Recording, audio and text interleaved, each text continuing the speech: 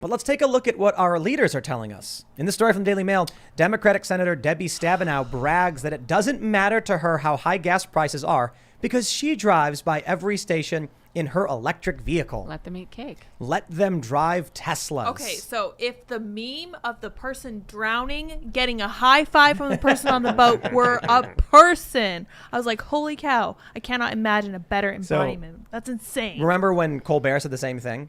Yeah. He's like, I don't care if it's $20 a gallon. I drive an electric car. said the same thing. So I was on Facebook and I see these memes because I have like thousands of people follow me, and someone posted gas prices are not Joe Biden's fault, or like, something like that.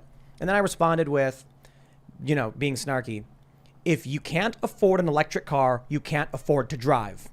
And I was like, we are all in this together with the environment, and you drive around with carbon emissions everywhere, caring nothing for this world. And then the lady who posted it, she was like, I can't afford an electric car. And I said, oh, it's only $50,000. And she's like, I can't afford then what do you think is going to happen when you drive up gas prices or celebrate it? Yeah. I mean, this was the lesson of COVID, was the war between the haves and the have-nots. You were essential and you could go to work, or you were not essential and you couldn't go to work. I mean, this was in every way what they chose to shut down and what they chose to keep going. The best part is that plumbers and labor and stuff was like, some of it was essential, but all of the journalists were essential. It was like, okay, that's okay. Everyone else go home, but if you're a blue check Washington Post reporter, you're good. Yeah. Do you think that you guys ever follow salt water as a fuel? You looked into that at all? No. Some people are burning salt. There's this guy, John Kansas. We should pull this up in the after show maybe. He was running microwaves through salt water looking for a cure for cancer. And one frequency lit it on fire, salt water, just a frequency. And then, haven't heard a lot about it for 12 years, but maybe because it's nonsense. There's a video on YouTube of him doing it, and the other scientists are like, we should talk about it on the after show. But I mean, there's a video on YouTube about how the Earth is flat. Come on.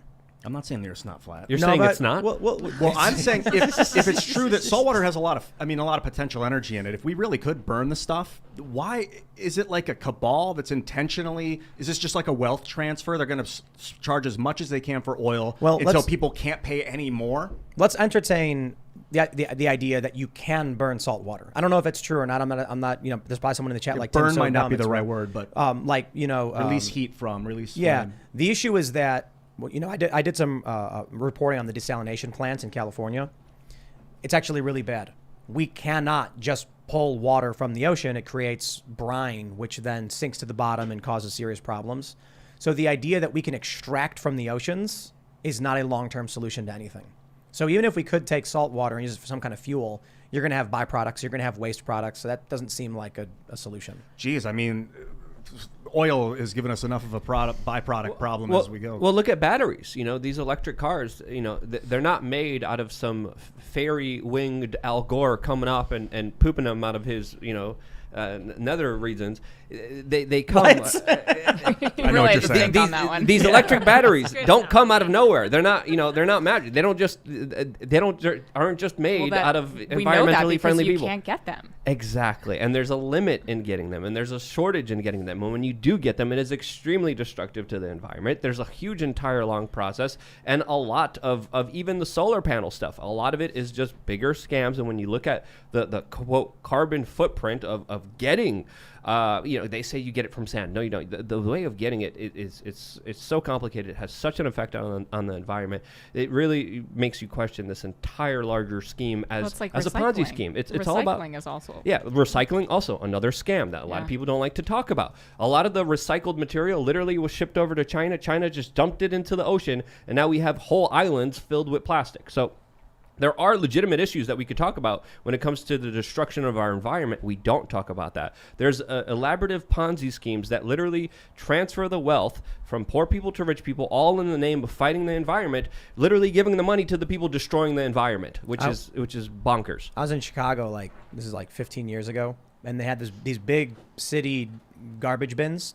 And there's one hole that says recycle and one hole that says garbage. And it goes to the same place. And they both go to the same chute. I've seen that too. That was I looked at it and I'm like, wait a minute. It just goes on a slide into one garbage can. But I know this intellectually, and yet I still cannot not do it. It's been ingrained from childhood where you have to separate the cardboard and the plastic and the garbage, and I can't not. If it's got food material on it, you can't recycle it anyway. I know. It's all nonsense. And yet I have this OCD that I cannot not do it. I was flying through I think I was in Dallas, and I ordered an Arnold Palmer or something. The lady comes and she brings it to me, and I'm in Texas, and she gives me a paper straw.